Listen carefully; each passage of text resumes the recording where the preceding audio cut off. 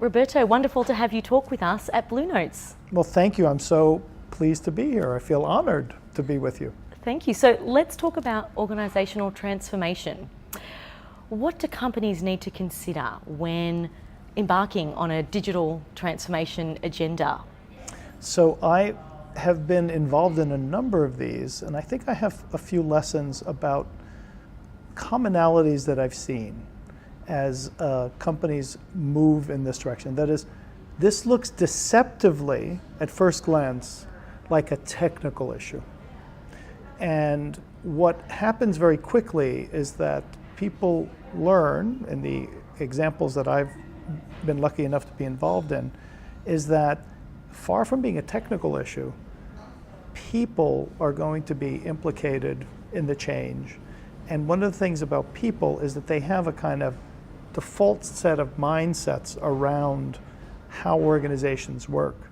And the way I like to talk about this is three different perspectives that people walk into the room thinking about organizations. Sometimes, especially the technically oriented people, will tend to think of it as a set of systems and processes. That what we're doing is we're changing the processes and the systems to match new realities. And what happens often well, that's certainly the case, that we need to do that. What happens often is that people come to recognize that actually those processes have owners. And those owners are going to be playing the role of stakeholders. They have an interest not only in where the organization has been, but where is it that the organization is being taken. So this second perspective, if the first one's systems and processes, the second perspective really is viewing the organization as a set of stakeholders, has a kind of political element. Small p.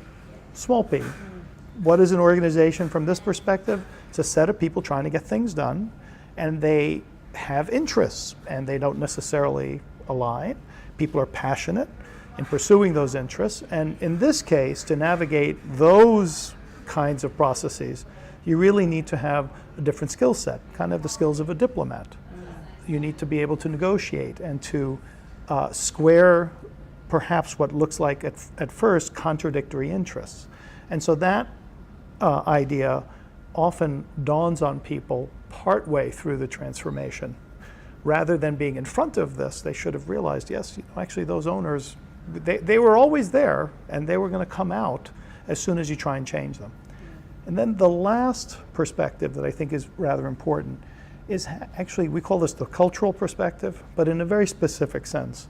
The perspective where people think of standard operating procedures that are comfortable. They grew up in an era when they solved problems so that we didn't have to think about them.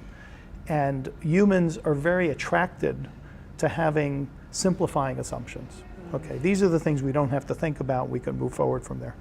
Turns out those are the most dangerous at times of change, because at a fundamental level, what transformations are about is the value proposition of how it is that we actually present to our customer, how it is we present to each other, ways of working, etc. And all of those are being taken for granted when we start the process.